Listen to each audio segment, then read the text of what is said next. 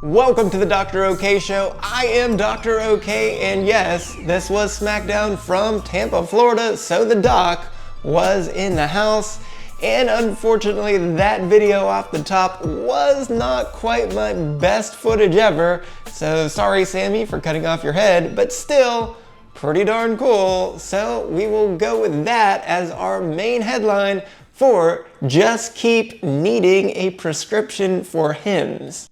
But we'll get to that in a minute, so let's start it off with Just Keep Wanting to Be Champion, as Candice LeRae had to stop Tiffany Stratton from cashing in her Money in the Bank briefcase on Nia Jax. So then Candice immediately paid for it with a full Nelson bomb into a bootylicious pin. So Naomi, Bayley, and Bianca pick up a win over Tiffy, Candice, and Nia. And Naomi's team is the ones, with Bayley really getting her head slammed really hard into the post, and Bianca having to fend off a braid yank by Tiffy.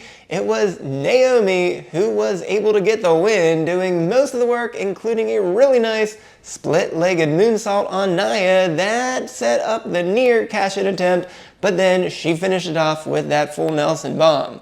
So of course that was just their first match together, so they're 1-0. And that means Nia's kingdom is the twos, but is the kingdom only good for two, as Nia and Candice kept tagging in each other to the exclusion of Tiffy when she said early in the match that she just wanted to help. But then after that split-legged moonsault, Tiffy grabbed the briefcase, saying to Candice that she just wanted to be champion. So which one is it, Tiffy? It can't be one or the other. You gotta pick a side here. So that ended up costing Nia's team, and they're of course 0-1 together as a trio. But the better question here is, what does Bayley have to do to gain Bianca's trust, as they're now 3-0 in all matches together, but she doesn't seem to want to fully embrace her. However, for Naomi picking up this win, she will get a title shot against Nia next week on SmackDown. Up next, we just keep getting slammed A-Town down, as Braun Strowman was just too big for Austin Theory, as he was not able to complete an A-Town down, and then Strowman immediately followed that up with a running power slam to pick up the victory. So that means Braun Strowman is the ones, and he did not have as easy of a time as it looked on TV, because of course the doc here made sure to go back and re-watch the entire show that he was at, and pretty much during the entire commercial break, Theory was in control of it. However, for the parts that you saw, Strowman was pretty dominant as usual. While that makes Theory the twos, and he got some help from Grayson Waller as he grabbed onto Strowman's legs, which will cost him his 10th fine of the year. But that just meant Strowman was going to do a freight train on both of them, but Waller ducked out of the way, so Theory took the full brunt of it. But Waller tried to make up for it after running away, and he was at least able to distract Strowman enough to give Theory a brief opening to try that A-Town down. But in the end, yeah, Strowman just too much for him. So Theory goes to just 1-4-1 in one-on-one matches in 2024. But because what you saw on your screen didn't quite match up to what really happened in this one, I'm gonna give it a not okay. Up third, we just keep busting out the anger, because after Montez Ford flipped onto both members of Los Garza, they threw Angel back into the ring and landed that super blockbuster to pick up the win. And that means the Street Profits are the ones, because it was pretty deadly who told the Profits, Aldis and DIY, that it was Garza who had attacked the Street Profits a couple of weeks ago to prevent them from getting their title shot. Well, that just sent the Profits immediately after Los Garza, and they fought them backstage, which will get both members of the Profits a 1-week suspension, and Aldis immediately called for a tag team match between the two groups with a lot of high-speed action, and the Profits showing a lot of aggression, so they ended up picking up the win to go to 7-5 in traditional tags. But after Elektra Lopez yanked Angel Garza out of the ring, well, B-Fab immediately hit a pump kick on her for her troubles, so that will get B-Fab her third fine, but that immediately led to that flip and the super blockbuster for the Profits to go to 7-5 in traditional tags. And that means Los Garza is the twos, and even without Santos Escobar in the house, Los Garza was somehow ready to go for this match, even with no warning and with being attacked before the match, and they looked very strong with a power slam off of the turnbuckle,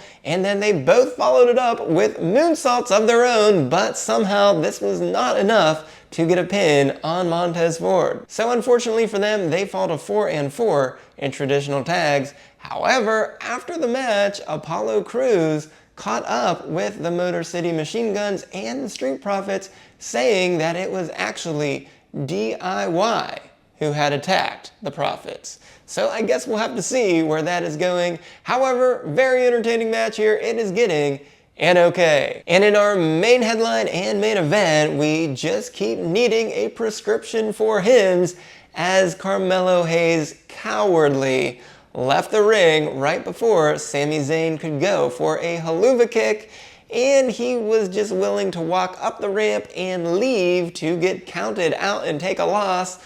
However, Braun Strowman, still mad from last week, came back out and he grabbed him from behind.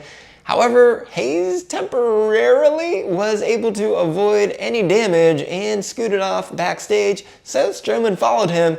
But during this distraction, that meant the new Bloodline could attack Sami Zayn, who was just there to get some revenge on the new Bloodline before Hayes interrupted his meeting with Aldis. So with the new Bloodline beating down Zayn, Strowman came back with Hayes in hand, and he just dropped him down and ran to the ring to help him out, which worked temporarily.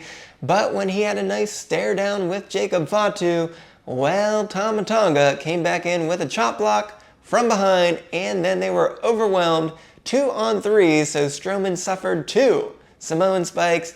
Zayn came back into the ring, but he took a mighty moonsault and another Samoan spike of his own, so the new Bloodline stood tall as WWE officials had to break this one up. So, of course, Strowman will pick up a fine for interrupting this match, and then the new Bloodline will also get fines for their attack.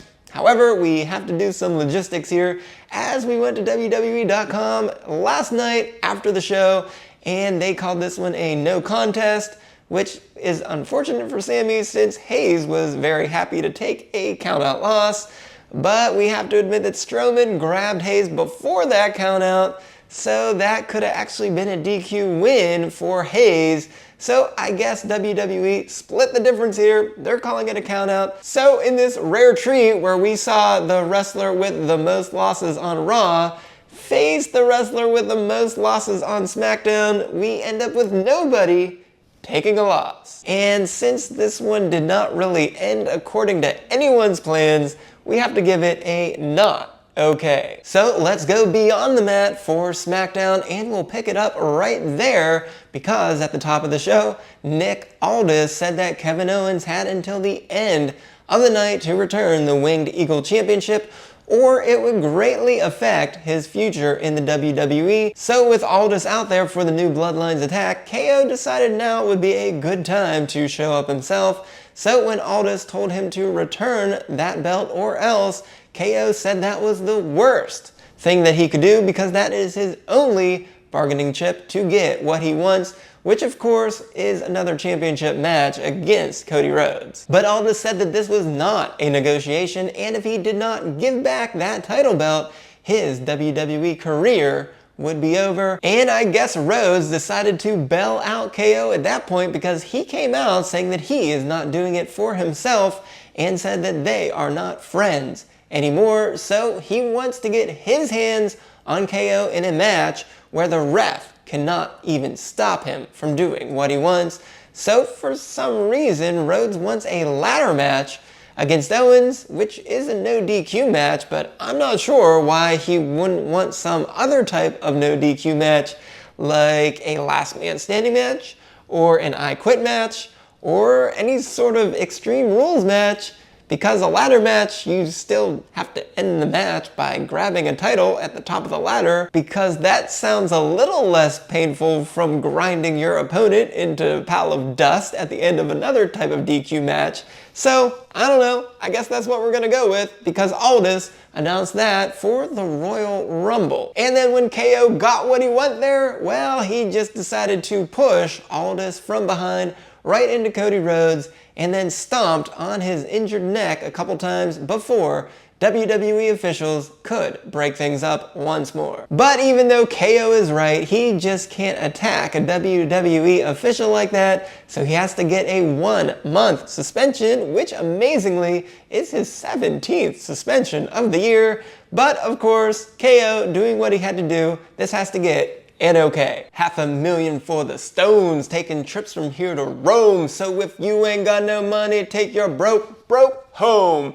And we'll send it right on over to Chelsea Green there, because she is the most glamorous Women's United States champion of all time, harkening back to Fergie, which was a really great song, we have to admit, but that is not what this one's all about. So in the rest of Chelsea's Women's United States Championship celebration, she recognized the woman who was always by her side, and even though she was standing right beside Piper Niven at the time, she said it was herself who should be thanked. She then also told the WWE Universe to not ask what Chelsea can do for you, but what you can do for Chelsea. And so then she turned her attention back to her opponent that she had beaten and said good riddance to Michin. However, of course, that caused Michin to come out from the back with a kendo stick, so when she rushed the ring, Piper stepped up and took several kendo shots to the back, so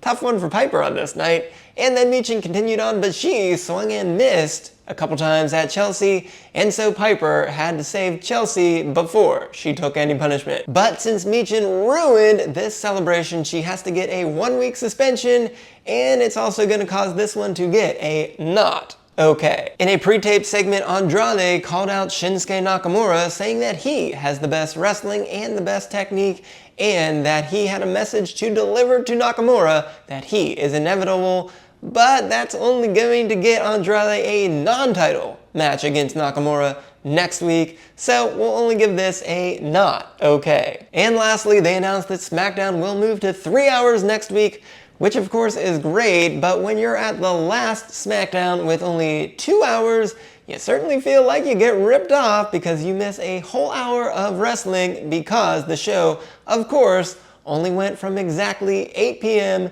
to 10 p.m. So we have to give this a not okay. If you missed the SportsZu's top 5 predictions for 2025, be sure to go right here and check that out. But I don't know why I'm promoting that video, because he probably just drove on up to Pittsburgh and watched some exhibition matches in a WWE live event at the same time, where I was putting in all the work for SmackDown, being your cameraman and your reporter, and then going back to rewatch the entire show this morning so that I could do everything for you stupid idiots here today. So with that, I of course am giving myself a double okay.